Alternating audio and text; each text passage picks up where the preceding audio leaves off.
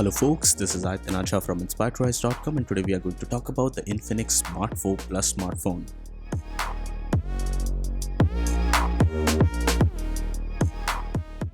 So guys, let's first start with the unboxing for the Infinix Smart 4 Plus. This is the official box for the same and it's the latest budget device from Infinix side.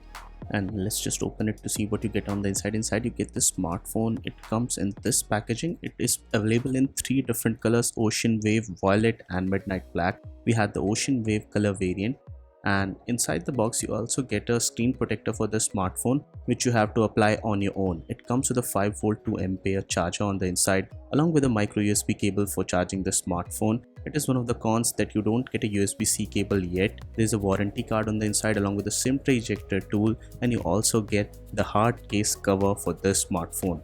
And that's all that you get inside the box. There are no earphones present inside the box for this smartphone. And now let's proceed further to the build and design. The smartphone comes with a polycarbonate body. At the back you get the Infinix branding along with the fingerprint sensor and a dual camera module along with a great LED flash setup. There's the power button and the volume rocker on the right hand side, and it has a very gloss kind of finish. If you look closely, you will find at the bottom there's the 3.5mm jack along with the micro USB port and the microphone hole for this one.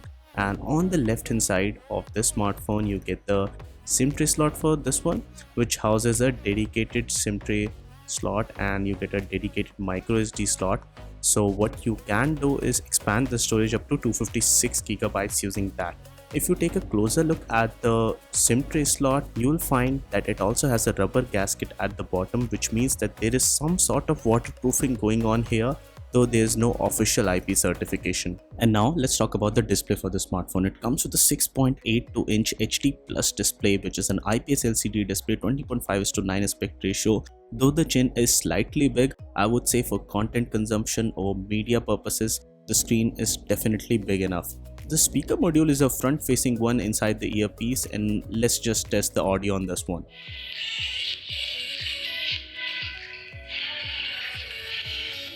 The maximum volume was decent, but I felt that bass was lacking on this front facing speaker, but still it was good enough for normal day-to-day usage. And there is very fast face unlock as well as fingerprint unlock present on this smartphone, so that's something good in terms of security. If we talk about the specifications, it comes with a MediaTek Helio A25 chipset. You get 3GB of RAM, 32GB of internal storage, and as we told you before, you can expand the storage up to 256GB. Apart from that, it comes with almost all of the sensors required for a great performance. The internal read-write storage speed is also good enough for your daily tasks as well.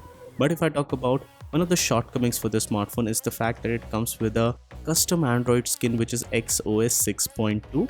Though you can disable most of the recommendations and advertisements which pop up on this smartphone, it still takes a little bit of time to make it usable and to make it good enough for your normal day-to-day usage. But once you disable all of that stuff, the experience becomes really good.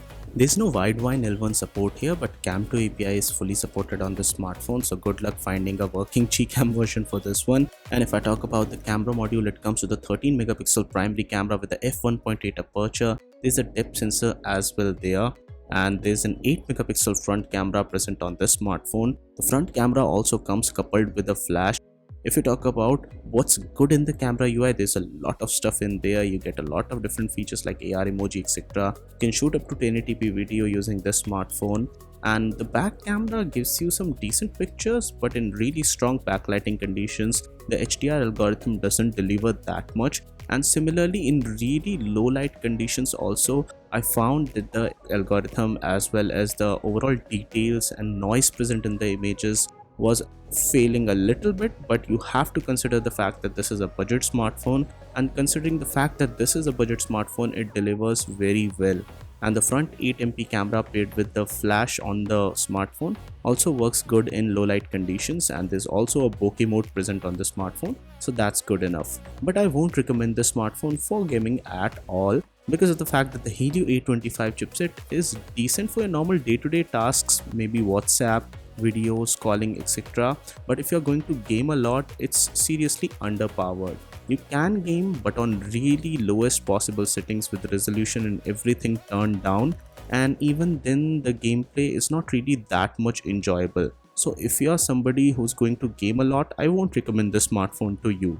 But who is this smartphone meant for then? This smartphone is meant for people who are stuck with work from home, quarantine conditions, who want a smartphone for media consumption, for the big display and the big 6000 mAh battery that it does have, which really lasts up to 1.5 to 2 days even on heavy usage. So if you're somebody who's going to buy a smartphone for all of those purposes and you're looking for a smartphone at a price of 7,999 rupees, then definitely the Infinix Smart 4 Plus is a great choice to make. So guys, this was it for this video. In case you like this one, don't forget to smash the thumbs up button and do subscribe to Inspired to Rise for more awesome tech videos like this one.